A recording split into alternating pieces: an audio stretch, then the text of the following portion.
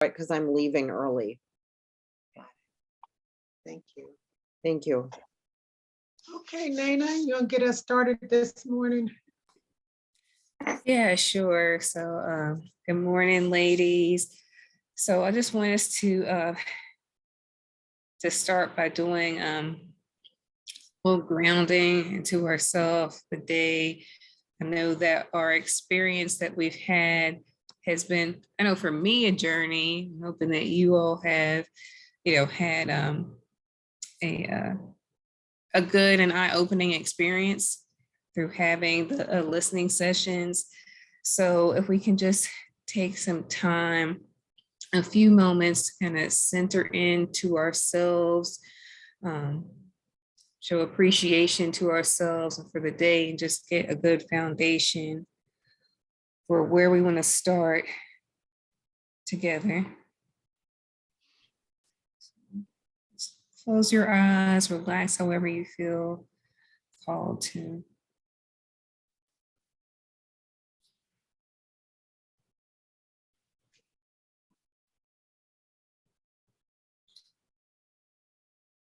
And just forget about all the things that you have to do on your list of things. And we all can be very busy, but just, push that to the side.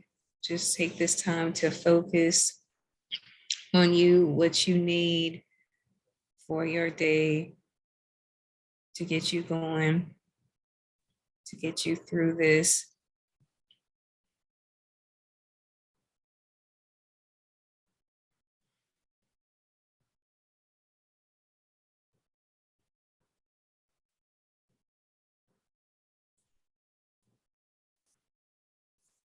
And whatever that you need to think about to root yourself. And some people might think of, physically, we're all inside, but maybe, thinking about walking outside barefoot in the grass, just connecting with nature, the universe, feeling the warmth of the ground, the warmth from the sun, and taking that all and feeling that connection.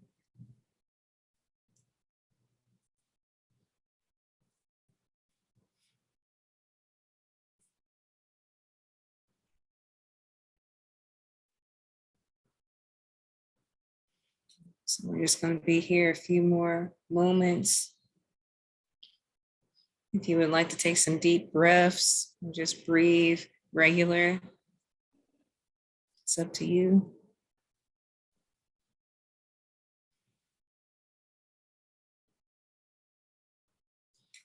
And I like to take this time when I'm trying to feel grounded to, if I feel like I'm lacking energy, to take that energy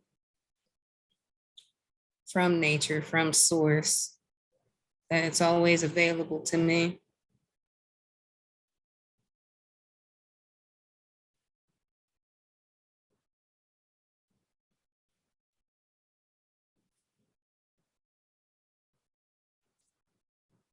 And just whenever you feel like you're ready to come back, if you had closed your eyes, you can open your eyes.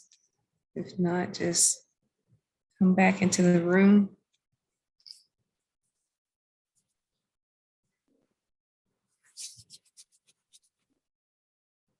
All right.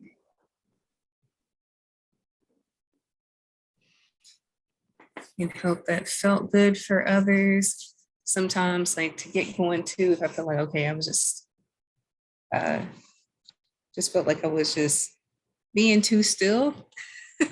Sometimes I like to do a little shake or movement so I could feel that energy. And I can feel it in my hands. And I tell that with my team at any time you could call forth and get, feel the energy, get energy. I tell them if they don't, they can't feel it in their office, like go out, do what you need to do to get what you need, right? Whether it be some type of life force, like water to replenish yourselves, whatever that is. So thank you, ladies, for going through that. grounding activity with me. So Samaya, I pass it back over to you. Thank you, Nana. Thank you so much. I really needed that, even though it was just a few moments. It made a world of difference for me. So thank you very much. So today, we don't have a listening session. We're going to listen between us and have conversation between us today about our previous listening session experience. But before we do that, Nana's going to do a check-in with us on the survey to see if there are any questions or if that has been completed, or just to give you an idea of that process. So send it back to you, Nana, and then we'll do the check-in on the listening session experience. Okay, thank you, Samaya. So I was wondering if anybody was having any issues having access to the survey. I see there's 7 responses. Is that 7 of you all total? Is that correct?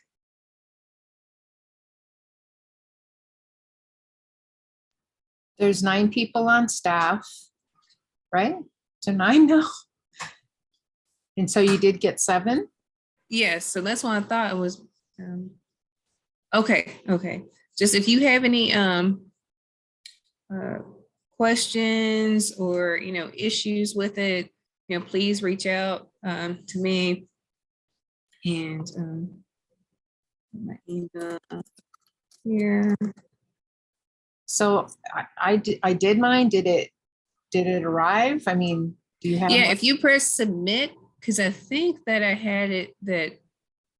Did you get a copy of your? I think or you so. had the option that you could select to get a copy if you wanted to. One time computer froze and then I lost all my to reopen it. And so I was like, well, maybe it didn't go through, but I hope it did. Yeah. Okay. Yeah, if you just give me what your email address is and I can check here to see if we got it.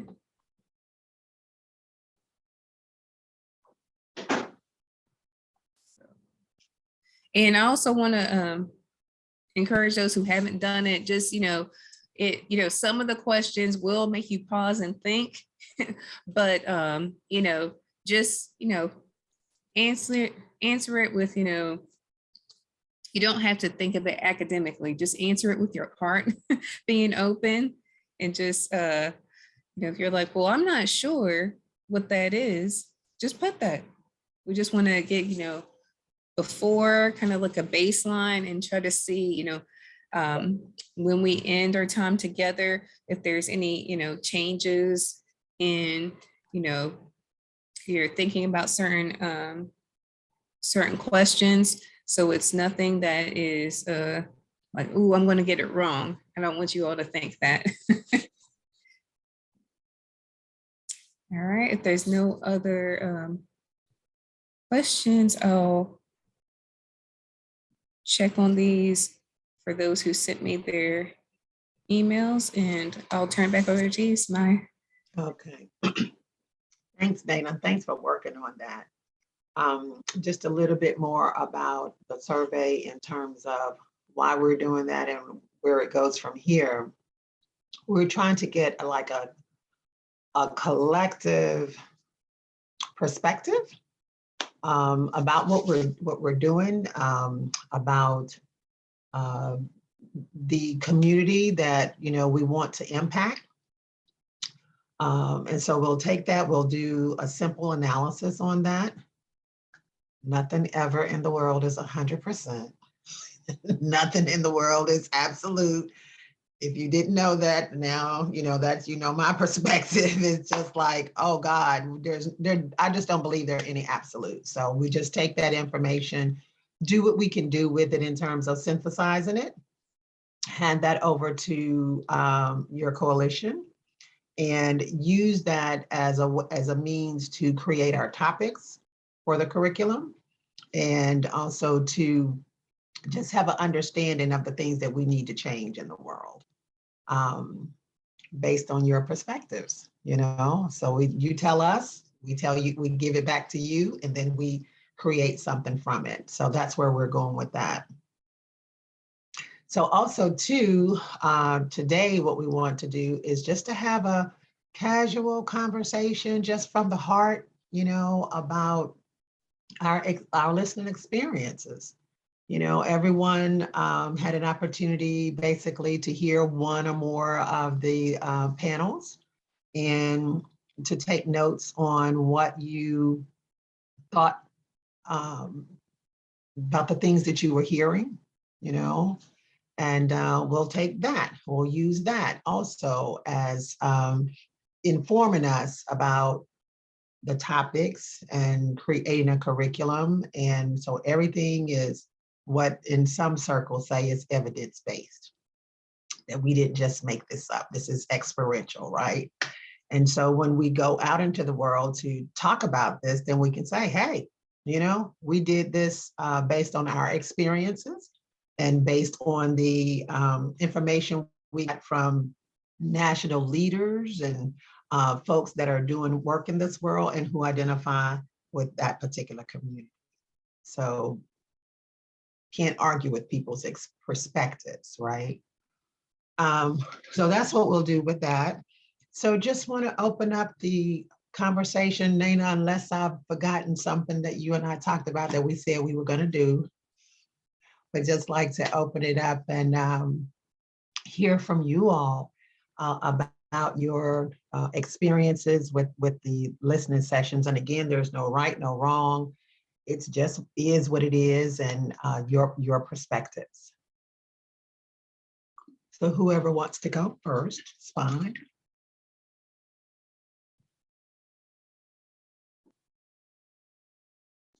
Oh, one more thing. We are recording, but these recordings stay between us. So there is no, you know, don't trying to create a confidential, safer space as much as possible.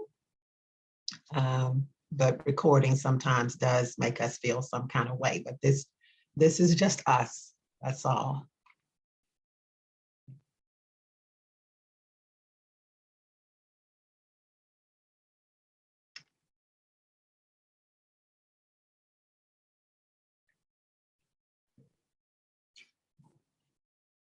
So in kind of thinking about all of the listening sessions, like the cumulative effect of them,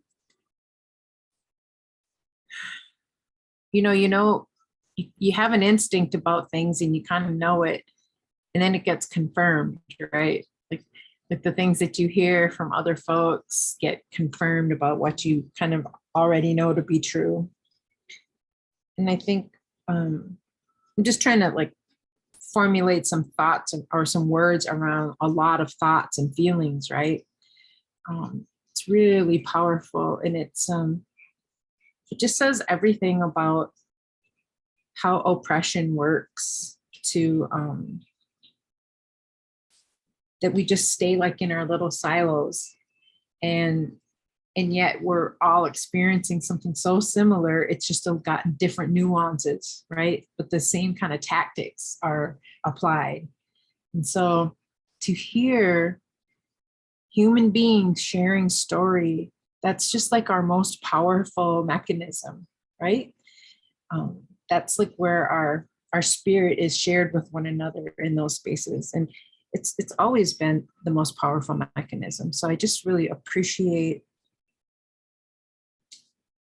the different perspectives. I don't know, like the deaf woman who come in and she brought her perspective, right? And Mother Atun, when she brought, okay, she was speaking my language, man. I was like, come on.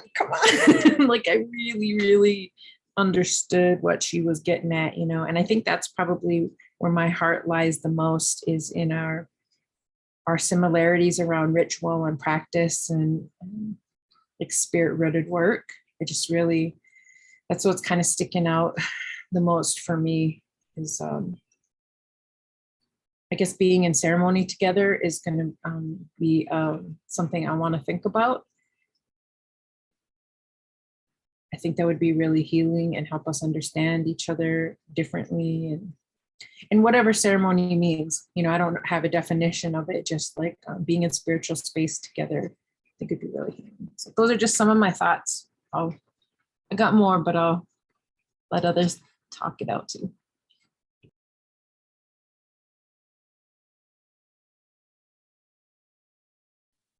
Christine, are you suggesting that we hold a special ceremony between us around this work? Probably a both and, right? Not just us, but like moving forward, if we can be in intentional, sacred space with one another. So, you know, what happens with the silos, you know, when Artika was talking about the funds, like the money that gets allocated to so-and-so and this and that, right? Like we tend to, in anti-violence work, fall into these silos, or social justice work or whatever. All that stuff doesn't even, I mean, it's important, it's essential, but the real work is with us as human beings together, right?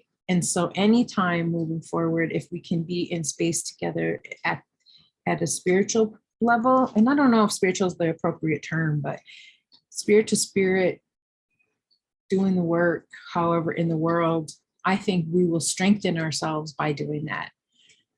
Approaching it differently than just the dollars and cents and the deliverables and get the job done kind of feeling, right? Yeah. And for us too, would be really nice. Done some good work. Thank you. I agree. Thank you so much. Others?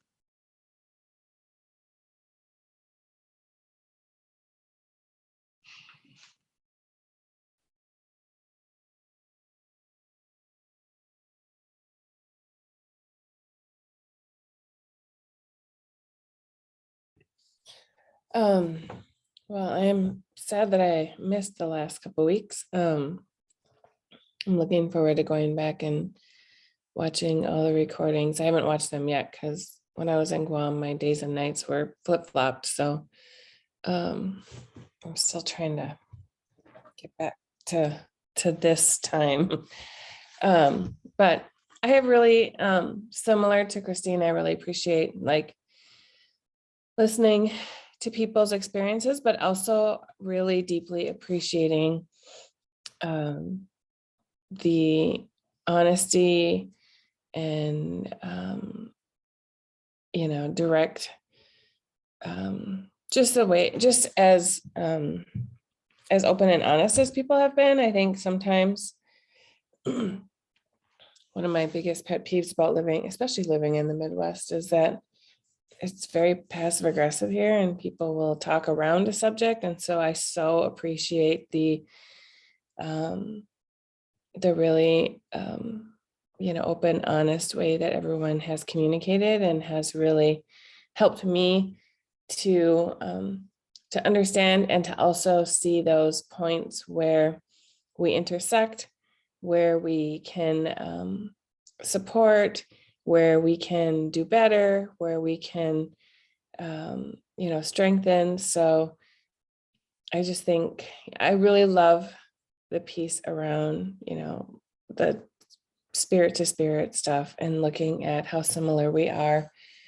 And also, you know, I've really been sitting with what, you know, Kenosha was like part of supporting Black women's leadership is supporting the resources and the funding and everything that goes along with that, right? Like it's,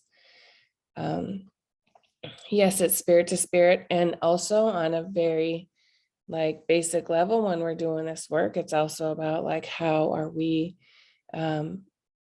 creating space for that too, for supporting like the financial resources. And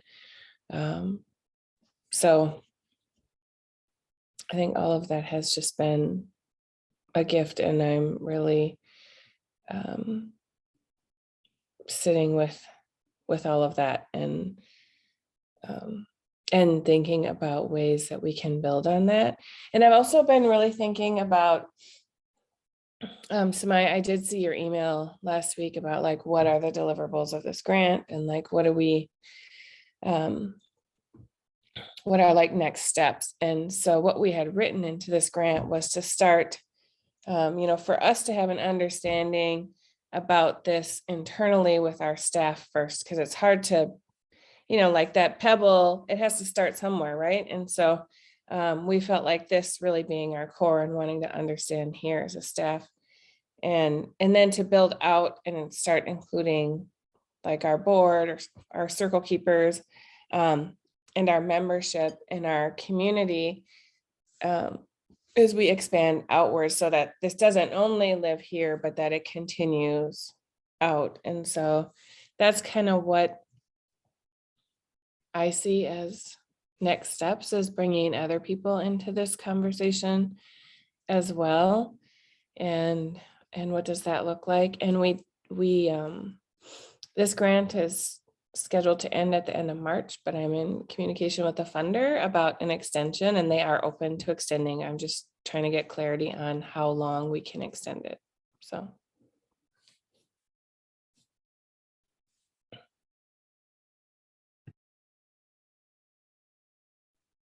I just want to add that I really grateful for this space, and I've got to hear some really amazing, women in our own communities that, don't get the space or the time to talk about real business and impact of, being a woman of color, in the movement, and then also living in a world where we're invisible for the most part. So I'm really grateful for the true and honest and raw experiences, but being like open enough to share them, and and then like Christine and Nicole said, the similarities but also the differences, and how that makes us each, it makes us beautiful in our own way. And sometimes when I'm listening to someone, I'll think of like commonalities or like, oh, like shared experiences, but then we were talking about this some other time, about actually truly listening and truly, without trying to find commonalities or common ground or something like that, how we really soak in the experience, the information, and the lessons, the beauty, the hurt, the pain, all of it, but to do it in a way where it's respectful. And I don't know why the word tokenizing is like coming to mind. I don't want to bring anybody, like the way I want to bring people in the space is not to tokenize anybody, but to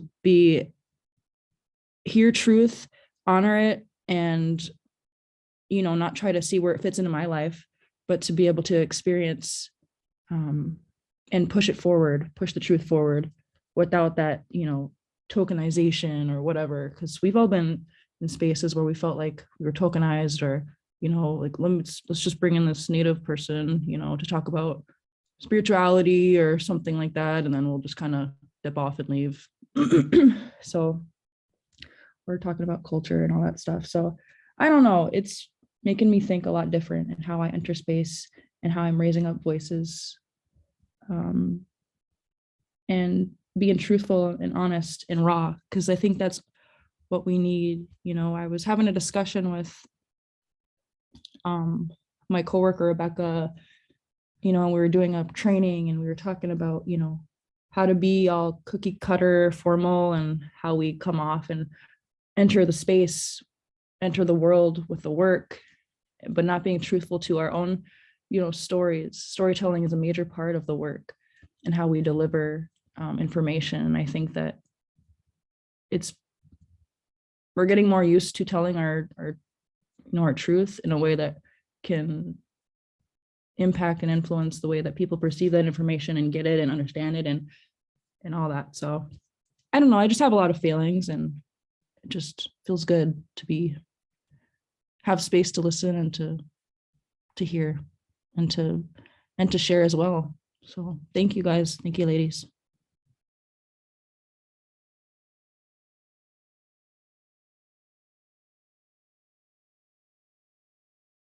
I'm gonna just talk fast because I don't like group talks, but I have to say thank you as well. This has been really good with the ones I've listened to. I'm with Nicole where I haven't listened to them all, but I have the recordings. I've only barely touched a little bit with and Kenosha because I'm more of a support, so it's harder to watch those things.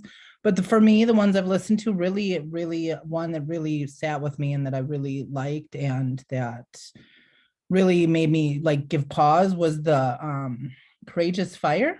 Is it, that's her name? Yes. Okay. About names. And then when Nicole introduced herself, she wanted to know like how to say it and said hello to her.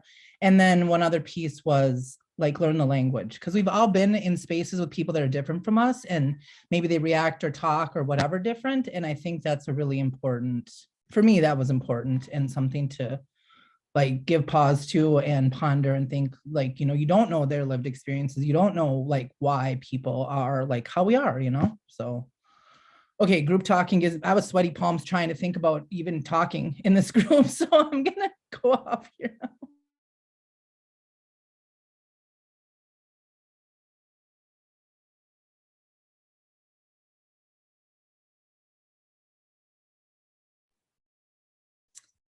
Good morning.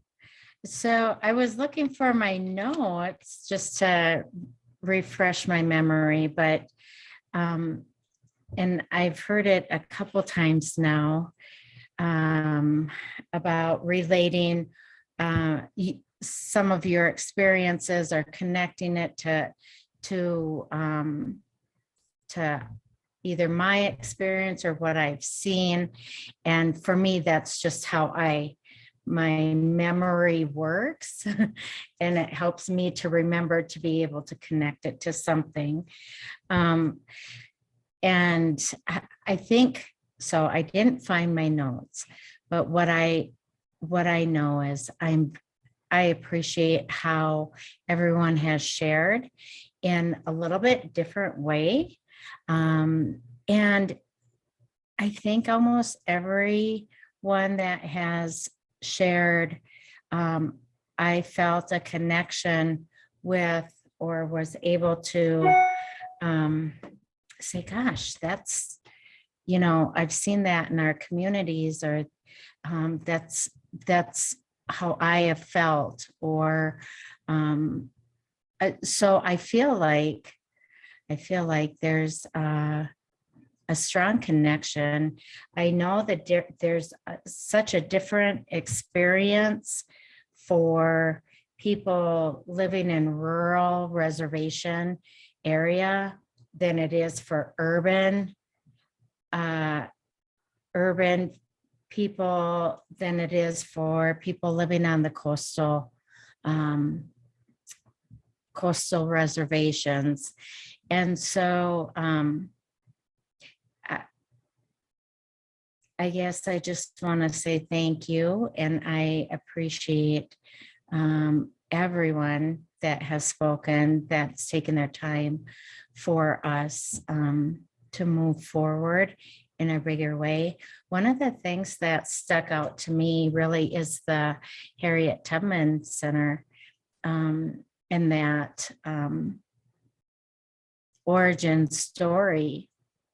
And so that was the biggest thing, I think, for me, and how important that was. Thank you.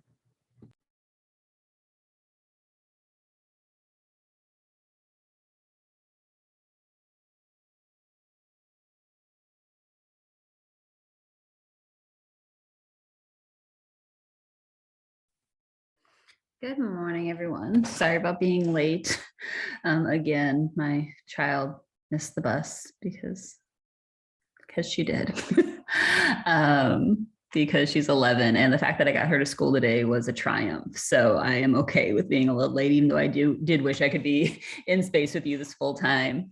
I've really appreciated the conversations and the offerings that people have been willing to share with us.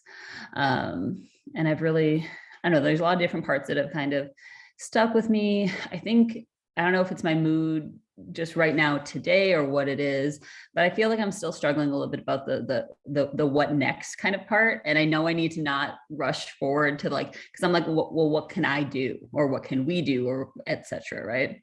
And so that's why I'm trying to hold myself back on that, while still thinking, because obviously, you know, we need to do shit sometimes.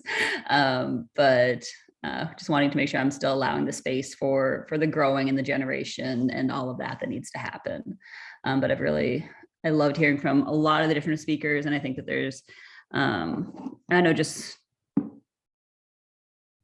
I think sense of community is the one thing that I just really just took away, is that I feel this is just my own stuff, which I don't always want to relate things to me, but I know that I don't normally have a sense of community. And I sometimes feel very alone and isolated, and just is a little like note of like recognizing like how important community really is in order to really create change for everyone, which is not like a new thought to me, you know, but okay, it just kind of like was a thread that I kind of kept seeing, kept thinking about. So thank you all.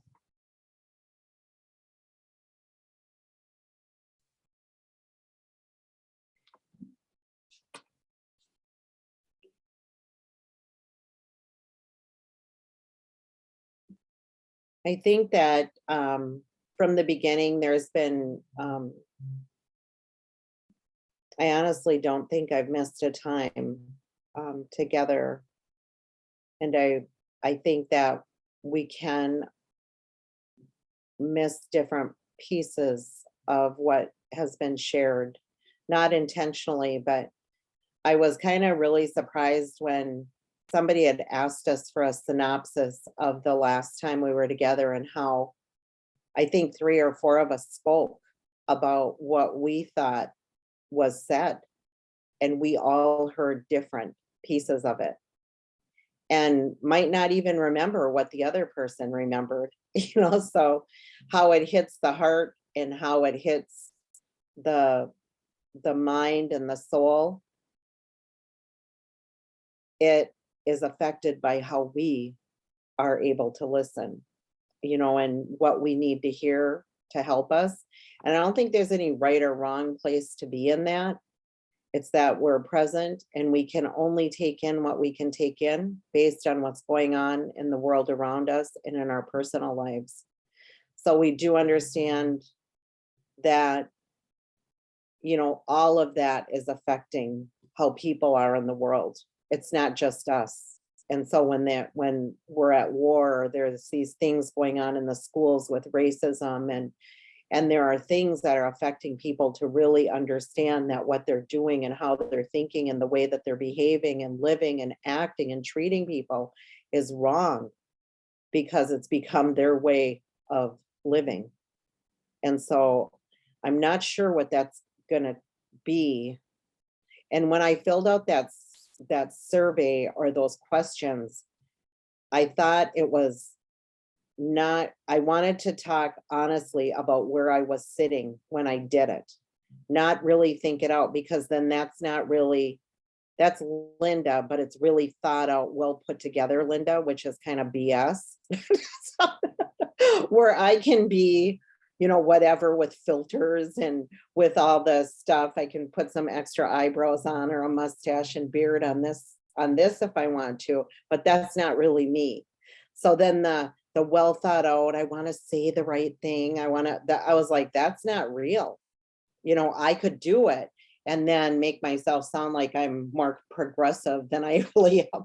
I knew when I was finished, I told Nicole, because somebody did not get on. And I was like, she probably read my survey and don't want to work with us anymore. That's it. There's no hope. That's what I told her. And I told her that they weren't going to invite us back to the Capitol either. I said some stuff with my Nicole Matthews tag in front of me. I said, I don't think we're going back to the Capitol anymore. She's like, my God, what did you say? I told them that until they deal with the racism that's going on in the state, that not one thing is going to change, and everybody was quiet. So, you know, and that was before George Floyd was murdered. So I was thinking about that. I really do appreciate my time, and I want to say it's a luxury to take time out. And this job has allowed me to really think about, oh, believe me, we got more than enough work to do. We never get it all done, but it's allowed me the spaciousness to think and feel about how did we get to where we're at and what can we do to change it.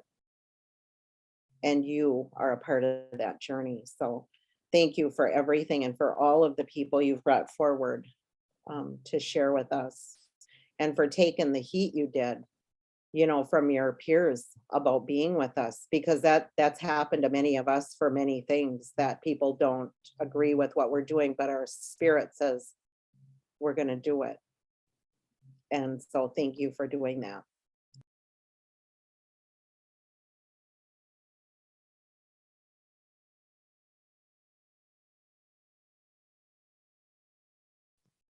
Can I add one more thought real quick? Please, we've got time. One of the things that I heard pretty loud and clear, or at least I think I heard that loud and clear, is to come up with different terminology for anti-Blackness. But I also am really struggling with, if you don't name it super explicitly, how do you really do the work on it with people? Like we can't soften it. So I'm having this like range of feelings about it. Like I hear what the women are saying, like saying anti-Blackness and keep bringing it up over and over again has a certain, you know, baggage, or creates baggage, or whatever, deepens our thoughts or puts a certain energy into the universe around it. But if we don't name it explicitly, then we kind of like whitewash it or make it, smooth it out for people because they don't want to be uncomfortable. So I guess I'm just kind of grappling like with how we're going to approach it, by, you know, making sure that we're listening to the women who are telling us there should be a new word for it, and to not soften it or water it down too, right? Yeah.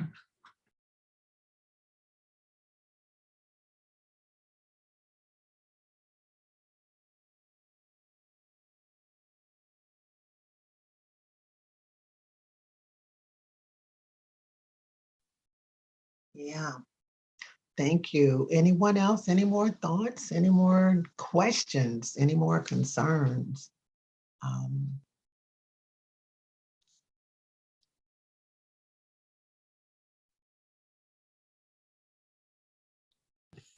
Yes, I'm super grateful for these conversations and this work. And I find it interesting that, you know, I've in different spaces when I've been on calls with other Native community members or people doing this work, and mentioned the fact that we were having conversations and doing work around how anti-Blackness shows up in Indigenous communities and how we can build solidarity and support the leadership of Black women. People have given me some really odd looks, like they didn't know. Either they didn't know what I was talking about, or they didn't know how to go there yet. And so, so I am really looking forward to that next layer, right, of like spreading this and building that out within our communities, because I do think it's really important. And you know, and I do think that given where we are physically located in, you know, in Minnesota and all that has happened in the last 2 years, I think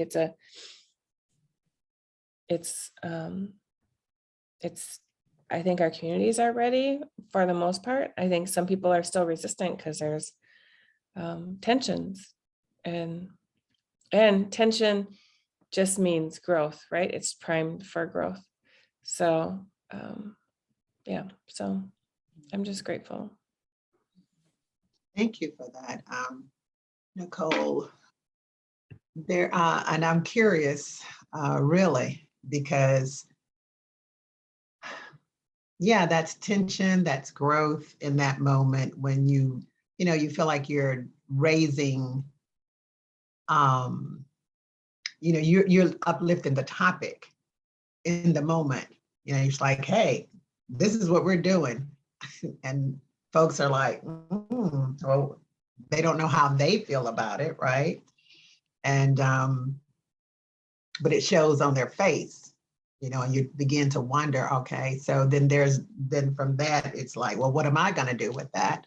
What does that mean for me? And as an executive director of an organization, and if you're in the room with peers and partners and all of that, and you put that in the room, something new, it's like, something has to be done about that. Something has to be said about that. And people in the room are like, well, I'm not ready for that. And so how do you continue to push and pull with that community at the same time about that particular issue and keep the current work going, right? So that's kind of how I look at that. So I'm curious in terms of when you raised that and you got those looks, and was there, I always call it the 5-second pause. It's like when you say something to people and they don't know what to say, there's a pause. You don't know what to say because you're looking for a response and they don't know what to say. So how did you handle that? What was that like? So I just talked about the importance and why we're having these conversations and the importance of supporting each other's. And for me, I bring it back to, like we can talk all day, but the real work is how we show up for each other and what we do with those conversations. And then, I've talked about that, it was very intentional that we have been pitted against each other. It was a very intentional move to keep Black and Indigenous people at odds with each other. But when we can come together and build solidarity, we can be much stronger and more powerful together. But we have to do the hard work and have those hard conversations first.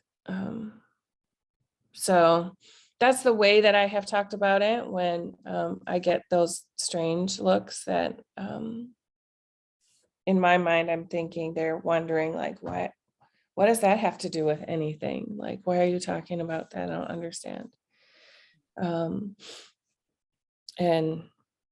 so that's how I've talked about it. And it goes back to our work around like, how are we good relatives to each other? Because that's really important, and that's a value that we hold, is how are we good relatives to each other? And so, yeah. Thank you. So I just want to add that so far, like MIWSAC as an organization, I mean, we've been trying to, we worked with Monica Dennis and Rachel Ibrahim and through Move to End Violence, and we've done like some racial equity trainings where Nicole and a couple of others have hosted the trainings for our folks, or we've tried to bring up the conversation at our coalition meetings, and it's kind of the same thing, right? So this has been a many-year process of trying to continue to bring the conversation and the language and the exploration into our space, like over and over, really consistently, because that seems like the only way that we're going to kind of get any traction is just keep bringing it into our work.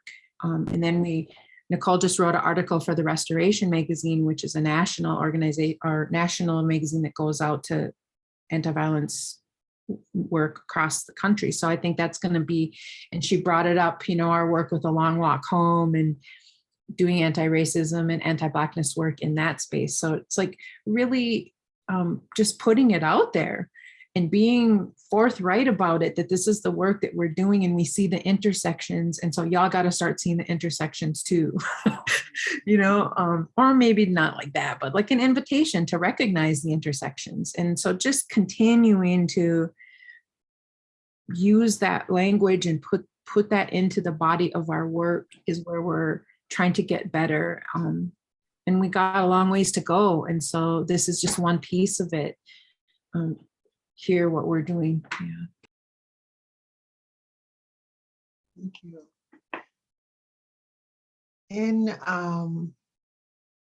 In my work, when we're talking about centering voices, right? In my head, I'm thinking about all of us trying to be the center. You know, how we've been pitted, you know what I mean, against one another, how we have been separated and fragmented and all of that. And I think of this little small circle, like all of us are trying to get right in there so that we can be in the center. And then when we all are in the center, then there's this, disconnect, right? So when I'm asking a question, do you think that when folks hear that MIWSAC is addressing anti-Blackness and centering that, do you think in their heads that they feel like if we center that, then what's going to happen to us? But you know what I mean? It's like, if we put them in the center, then what about us? What's happening with the us that, we're working on? And do you think that people feel like it's an either or instead of thinking about how we can be in the center together and figure that out? I think some people feel that way. I mean, I think, right, like that's one of the habits of white supremacy that kind of lives in our world of it's either this or it's that, and it can't be the both end. And so I think there will be some people that are like, well, what about our community? And I've seen some of that in like when I've made posts about, for years, even before George Floyd was murdered, when I've made posts about supporting Black Lives Matter and supporting some of because there's been protests here for years, and issues that have come up, and I've gotten pushback, and then you'll get Native people have the highest rates of being killed by the police, and so I've always brought it back to like, why are we detracting from, like, why can't we just sit with the what does that need to have to pull away from that?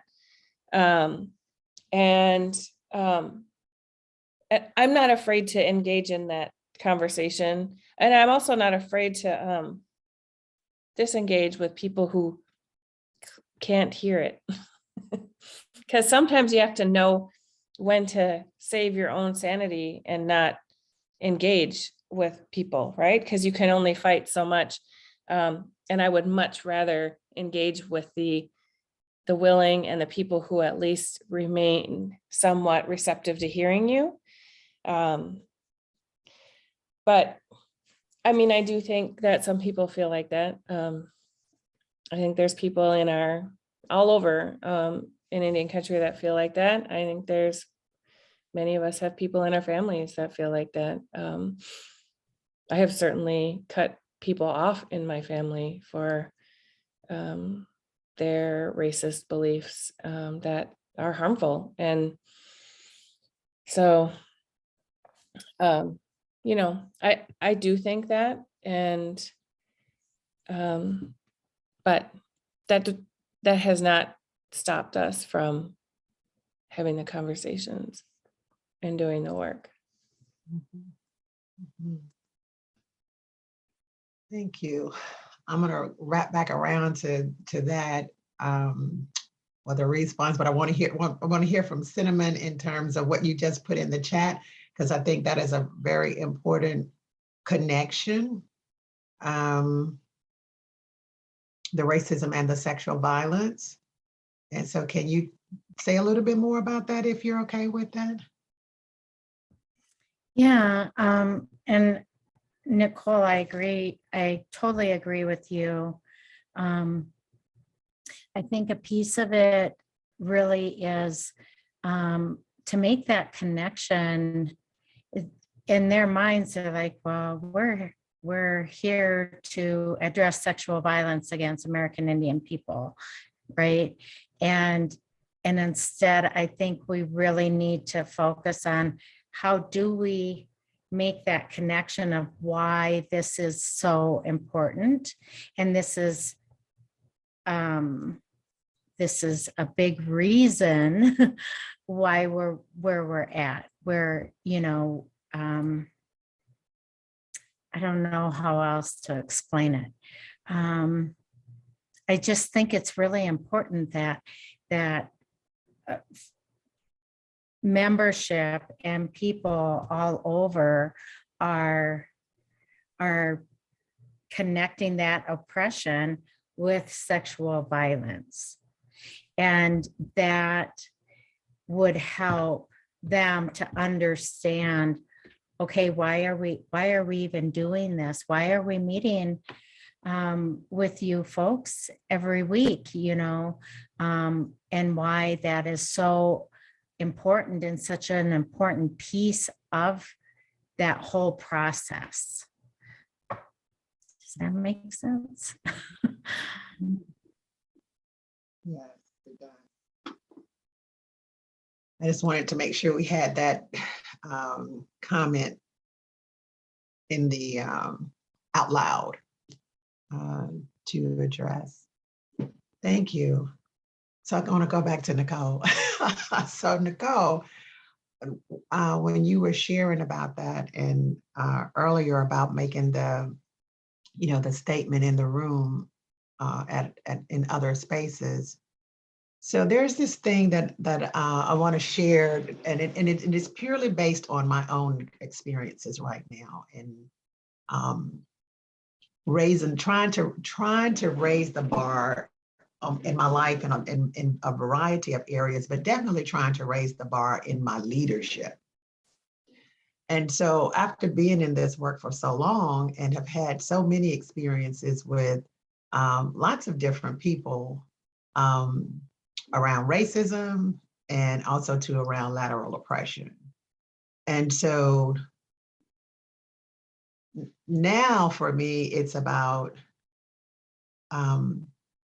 naming a thing, you know, calling a thing, saying that's what it is, practicing emotional regulation, but also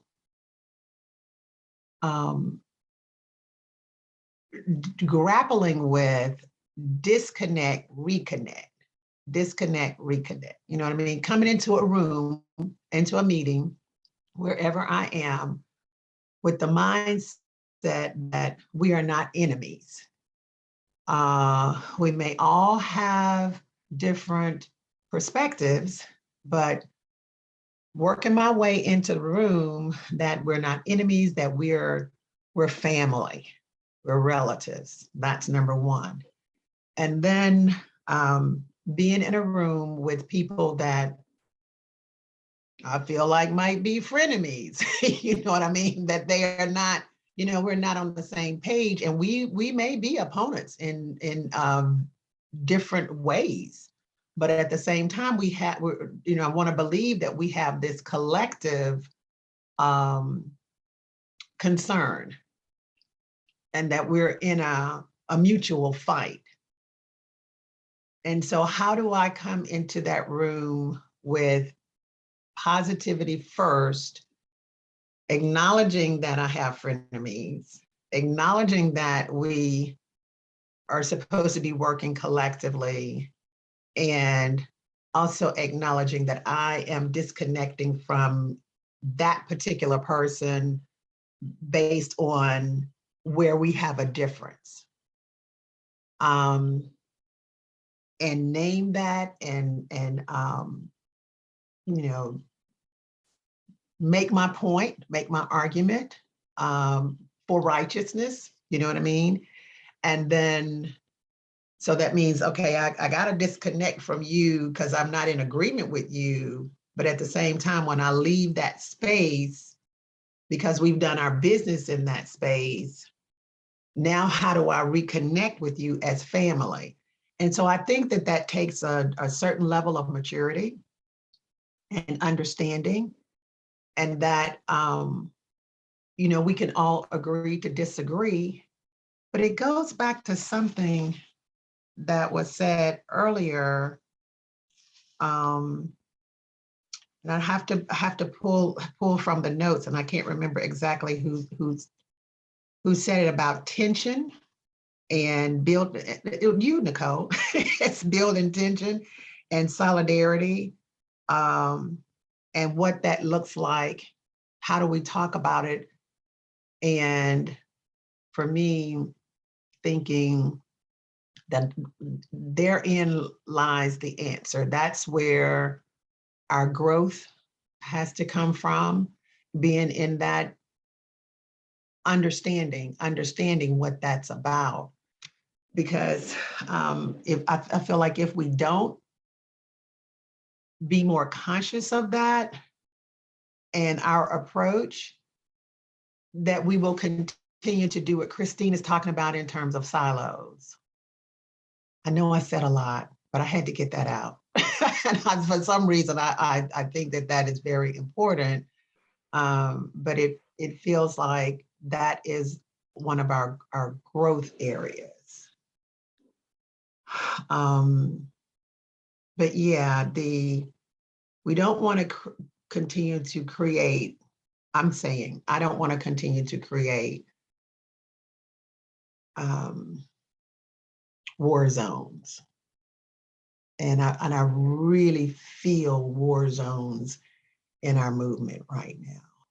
And I feel that because, like I told you all in the beginning, even saying yes, that I would do this work with us, that I did get pushback. You know, I did get the stink eye, you know, I mean, I got all of that. And so, but being intentional and giving my heart and everything else that I usually give in my work to do this. So it's about, you know, about moving forward.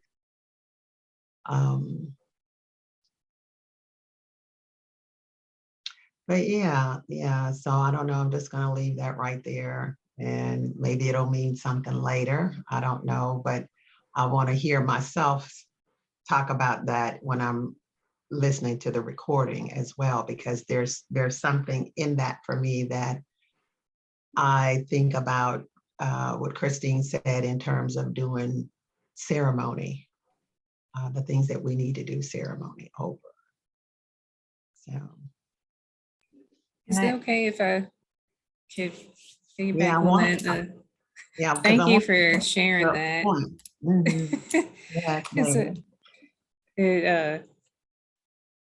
because I feel that, you know, in spaces in this work, and you know me, Samaya, it's like I I despise silos. If that's a strong enough word. I just um, even like when I was younger and I used to dance and I did all forms of dance. When I choreographed, I just blended everything because I was just like, you know, this is what speaks to me. And like, okay, it can be ballet, whatever. I'm like, well, I'll take this, and I like this, and it just feels good to kind of flow into things. But I digress on that. I think that it has to do with the inner work when you're talking about maturity. So each person comes individually with whatever history, trauma, and that they have. And I think that if you're going to be focused on doing this work, as your organization, and as you all were saying, want to branch this out to your you call it circle keepers, your board, your community, that maybe you want to think about it and bringing you know, starting with smaller conversations with people that can digest this a little bit more. I don't know if you had that, you know, with certain people that are on your board, or certain programs that you can kind of have like a little think tanks or conversations with them first to kind of think how to go about talking to them, because you'll have the people that have this resistance or this mindset that this is the way it goes. And I think it's totally okay and fine to have differences of opinion. There's some personal work that I've done with one of my teachers. She says, I find differences of opinion beautiful, because it's okay sometimes, to hear that, because then sometimes I get enlightened on something that they bring up. And then it's like, oh, that's a different perspective. I've never thought about that. But if you have some people that, if you're coming to a table and if you do feel like people have their own different sides and different agendas, for myself, I had to dismantle that, to think that, okay, this person is this or for or against, because is that shaping how I come in my presence? I don't want to necessarily have to be on the defense or, like that. I'm just going to come as authentically as me and share from that and not have that protection up already, my guard up, if you know what I'm saying. So I have to go in and do some pre-work to dismantle for me, right? And I was thinking, if you have commitment from certain board members or conversations with them prior, I'm just thinking about work that, Samaya, that we did with NCTTAP, like doing stuff in Mississippi. And also when you came to West Virginia, all board members weren't present, but it was like, okay, if we can get some knowledge and education with them, we already know that if they were coming to the table, that they were at least somewhat open, or even if they weren't open, they were here now, they get exposed, right? So thinking as, if whoever's there, that it's not me against them, that helps me in dismantling stuff. As well, as I said with you all before, like I have to take my finger off the trigger, take the bullets off so that I'm not triggered, so I'm better, more effective in my communication, so I don't have that defensiveness that may then trigger or do something to someone else. So having that awareness. And also something that you mentioned, I just had a visual in my head. I was just thinking, what if we came to the table, like if you ever saw the show, I don't really watch it, but I heard of it, The Masked Singer, because I just think there's a lot of singing shows. I really don't get into them because I don't like,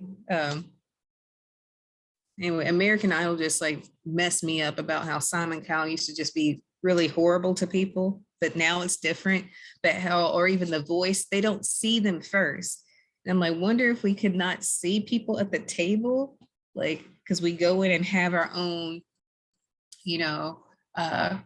prejudgments based off what we see or whatever. If you just came to the table and, didn't have that head like a mask or like blocked off, and then you were able just to have these conversations and dialogue with people, and then like lift up the veil and like, okay, you're from this, I didn't know you had that potential barrier that we, the false barrier that we put up is like what separates us, to feel like what we truly have in common. And I'm like, what would that really look like? And like, instead of us all wearing like masks and stuff disguising our voices, but I'm like, what could that look like if we gathered together and there wasn't a, assuming something? Because we come in, whether it's because what we look like, and also even titles and so forth, like you have this of layering, and that we have that sometimes separates us. I feel like I've been in spaces in the room. Well, I'm so-and-so, and this is like, I represent this organization and blah, blah, blah. If you just say, hey, I'm Nana, I'm here to share and learn, whatever, and just to get at what the crux of the issue is. Yeah, I just think that could help to like help us accomplish what we really should be there for, whether it be talking about, addressing the issue of sexual violence, anti-Blackness, whatever it is that we're talking about, even like, violence in our communities, or just whatever the situation may be. If we take off those, the different barriers, and some of them are just, we physically see them, and also it could be like, to me, I feel like your perspective titles and rankings, some people have that on there, and they and that could be a barrier. And so what would that really look like? Or bringing people to the table that they're committed to say, hey, I'm going to set aside some of these things so we can have real connection and conversation, and have somebody, a facilitator that the group agrees with, that is able to kind of challenge them on stuff if they're showing up and puffing up like, hold up, let's reframe this to back to the work that we're going to do. Because sometimes like you need that. That's why I say you need that facilitator that's able to bring it back to what the heart of the issue is. And that if people are committed to, okay, I might not get this right, but I want to do better type of deal. Because, I believe personally, like, we all have opportunities for improvement. I'm not perfect. I have my flaws, but if we're committed that we want to do better and grow together, what can we do? And to see each other, as you were saying, I love, Nicole, how you said we are, how can we be good relatives to each other? How we can see that connection, that we're all connected. We have more in common than our differences. And to see that, to build upon that. And I just think, I wish I was in your own area, because I wish I could go to Mother Atum's, like, doing her like cultural thing, to feel like if we were able to do that, some of us can go past the bull crap because we had to deal with our own stuff. That when Comfort was talking about that, I was just like, oh man, I'm still a work in progress, but if I could deal with some of that, I'm not going to have much issue with my fellow brother or sister, whatever background they may come from, whatever nationality, racial identity, whatever. If I know myself more and see myself as more connected to each other, like, I'm not going to have issues. So sorry, I'm just going to step back, but that's something that I felt in my heart from what you were saying, Samaya.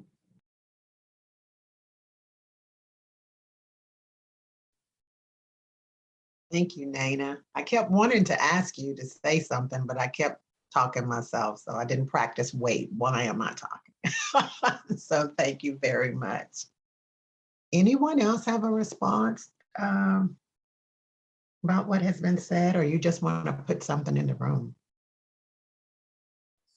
I'm going crazy. I want to put something in the room. Thank you. This is just so, man, thank you, Nina. One of the questions that I've been pondering for a lot of years is, I have not studied extensively the margin to center framework, right? The theory of it or whatever. I get what it is, this margin to center business. And I remember saying out loud at some point to nobody in particular, like, what makes you think we want to be in the center, right? And so even like as I'm processing and learning more, okay, what I'm really getting at here is that you were talking about that center being really small and then everybody fighting to be in the center. But what I believe, know somehow, is that that circle is actually very large, and it's large enough for all of us, and we're all in the circle.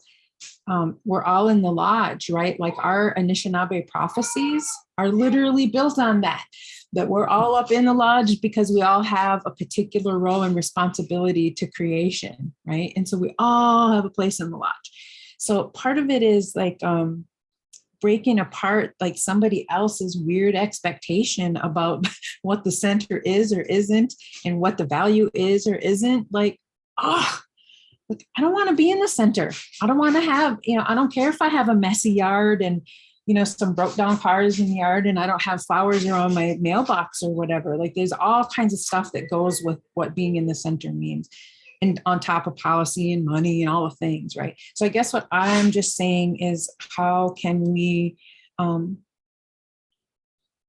get together with without like going to we ain't trying to pull teeth here. We're trying to go with the ready. So Nina, I hear what you're saying. Like, can we get a few champions besides just us at MIWSAC staff or MIWSAC circuit keepers or MIWSAC membership? Like, how do we get some champions to kind of keep building the work out? And I feel like that's kind of where we're at now, is we're like looking for those champions who are willing to take the risks besides just us here at the coalition. Mhm. I think that's, I'm hoping that that's what's going to happen naturally with this, is once we have our talking points, once we have the synthesis of, the survey and the listening sessions and things like that, that we come together to say, well, Nana and I, our plan, Nicole, was that we would get that ball started, get it rolling, and that we would bring it back to you all, and we would all work on that together. Yes, no, maybe so, why not, those kind of things, and create something in writing that you have. And also too, to have that trailer to back that up, right? So it's like, it's one of our product deliverables, right? And so you all help to we create that in partnership together. Then when you show that to your full staff, your board, your community, then, it's a demonstration of this work, that we did, that the coming together was not just a bunch of words, but this is what came out of it. And also too, the other part was about creating an accountability group there, the leadership there in Minnesota, starting with Mother Atum, Kenosha Davenport, and Artika Roller. I'm sure there are others there that I can't think of right now, but others there that have been a part of that community, definitely that were a part of the work that Miss Alice Lynch did, right? That have that history. For me, it's about bringing history to the present, even like what Nana said in terms of, well, it may have made you feel some kind of way, but we're trying to raise the bar on the leadership and keep it moving, because if we don't address these things, we're only going to keep getting what we've got and what we've gotten in the past. So I'm a process person, you know what I mean? So it's like the process to me will create the product, And so Nicole, for you, in terms of having conversations with your funder, you know what I mean? Nana and I are going to work really hard to push something out by the 31st for March, the end of March. But yeah, if you can get that extension, we would appreciate that. That would be great, And just to see in terms of how to pull that process all together by the end of March, but not necessarily saying, okay, that your your board and everybody else would be on board at that time, but that you would have the product to continue with the process. And even after the March 30, I am really interested in the full journey, what's next. I really would like to be a part of the what's next. We would love for you to be a part of the what's next. Thank you. And just on the technical stuff, I asked for a 6-month extension on the grant, and that's what I'm waiting to hear back on. She said for sure they can extend the grant, but she has not. I think she's trying to talk to her people to see if they can do 6 months. But that's what I asked for, to give us more time. So. Thank you. And I would love to see all of this, like, I would love to have a panel keynote on our state conference, and to keep moving this forward as we, work with our coalition sisters across Minnesota, who then have influence with their membership, and just to continue this work, I think is, yeah. And I really love all the conversation about I'm really sitting here with how you have you were talking about the frenemies and the people that we're not going to get see eye to eye with, but how do we still then, aside from that, connect? And that I struggle with that. I do because it's just hard for me if someone's believes in the destruction or the invisibility of another human being. It is so hard for me to want to connect with them on any level. So yeah, that's a big piece of, and I didn't always have that huge, I think in some times I was able to better compartmentalize that. But I think over the last, 4 to 6 years of seeing the ugliness rise and people's true feelings start to uncover in a really ugly and harmful way, it became less easy for me to compartmentalize. And so I think sometimes I just have to, for my own self-preservation, to disengage completely. I'm also on a personal level, I also am not afraid of being held accountable when I screw up.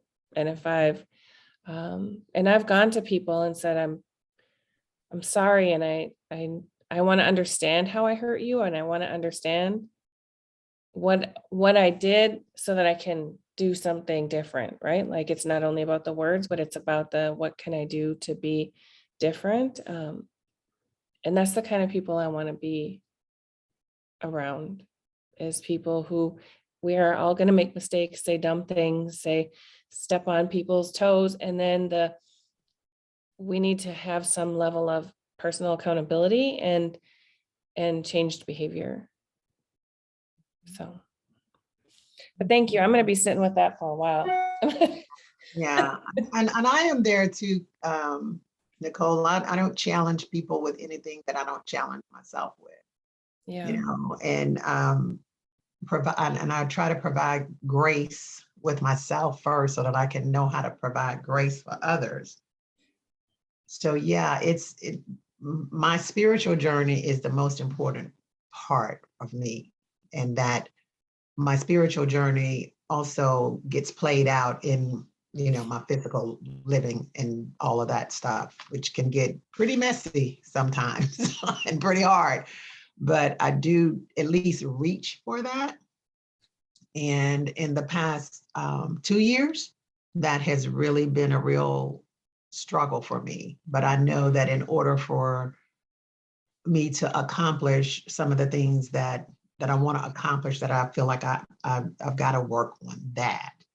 And I was taught to like pray for my enemies, you know what I mean? Pray Yeah. for people that I'm not in agreement with. And that's always been a real thing. Like, I want the best for everybody, but sometimes, like, if there's a direct harm for me, then that's difficult. And in November, I think it was, of last year, I had a situation with a person that was a client, you know what I mean? And there was a lot of harm done. And so I was really challenged about what I wanted out of that situation and acknowledging the harm and trying to get past the moment of the situation because it was so painful. And I did eke a prayer out, you know what I mean? I finally got one out, you know, and it was like, okay, I'm gonna see what that does for me, you know what I mean? And I was like, ooh, so got that out, and it did turn out how I needed it, you know, to turn out for myself, and the wisdom to come to know how to handle that situation. And so it did work in my favor. However, there's a residue, you know, there's residue about that harm. And so now I'm working on that. But I just try to be real, you know what I mean? I'm trying to be real, and I'm trying to grow in my leadership. So I recognize that in our collective spaces, in other places that I am. And I'm like you, Nicole, I don't always get it right, but hopefully I can grow and people can say, you know, Samara, you kind of messed that up right there. You know what I mean? You might want to work on that. I need that. You know what I mean? I might not like what you said at the moment, but I will take it into consideration and try to do something about it.